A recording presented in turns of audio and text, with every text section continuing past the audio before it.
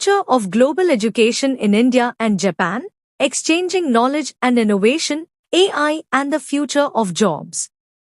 Bengaluru, 11th December 2025, 0.p. Jindal Global University, JGU, hosted the senior delegation from the University of Tokyo at the India-Japan Higher Education Conclave 2025 in Bengaluru today on the theme, Future of Global Education in India and Japan, Exchanging Knowledge and Innovation, AI. Higher education in Japan for almost 150 years. We are constantly ranked number 1 in the nation, and the Times Higher Education currently places us 26th in the world. We are proud of these achievements, but we also acutely recognize the need to move forward in both education and research to ensure continued excellence.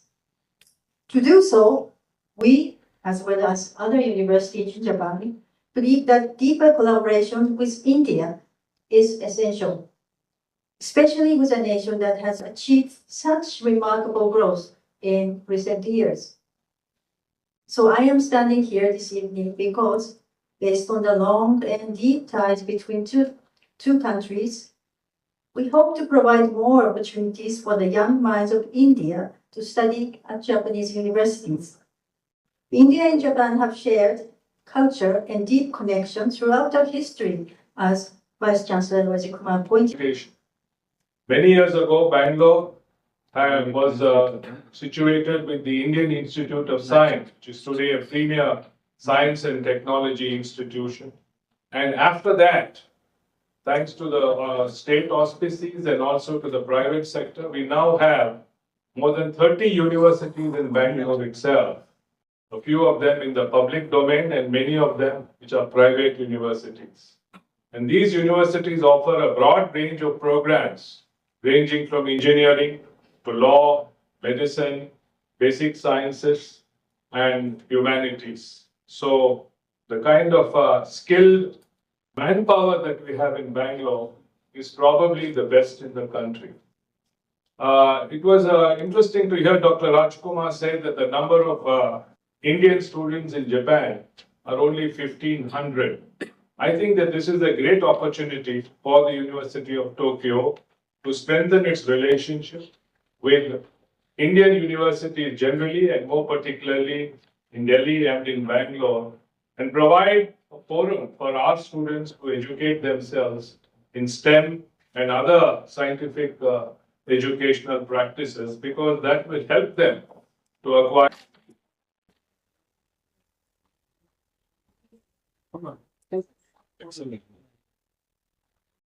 Partnership of India and Japan will be beneficial for our country, for our youth in recent future. All right, we are here in Bengaluru as a part of an effort to host the India-Japan Higher Education Conclave. We are here with the University of Tokyo leadership team, led by their Executive Vice President, Professor Hayashi, as well as Dr. Shioma. The vision of this visit of the University of Tokyo to India is to strengthen and deepen and expand the relationship between both the countries. There are 5 specific objectives of the visit. First is that the University of Tokyo would like to explore and develop a deeper understanding of the Indian higher education system and the Indian wider ecosystem for learning and the pursuit of various degree programs across Indian universities and colleges. The second objective of the visit is to understand the Indian regulatory architecture as to how higher education is governed, what kind of rules and regulations exist, what are the various organizations that are involved in regulating higher education. The third objective is to, of course, establish a substantive collaboration with an Indian university. We are very fortunate that we are the first Indian university where the University of Tokyo has signed an agreement where we are looking at a short-term study abroad program where our students will be proceeding to the University of Tokyo in summer 2026. The fourth objective of this visit is to engage with the widest form of stakeholders across the education system, and that's why we had this conclave focusing on India-Japan Higher Education in Delhi, in Ahmedabad, and then today in Bengaluru. If you look at this conclave, it has attracted the finest educators of India, including school principals, college principals, school educators, counselors, as well as university deans and vice chancellors and others as a part of the conversation, both as panelists and also participating in the conversation. The last objective is to explore the possibilities of industry and academia interface, which also has a direct bearing on how the knowledge systems developed in universities can actually be beneficial to society.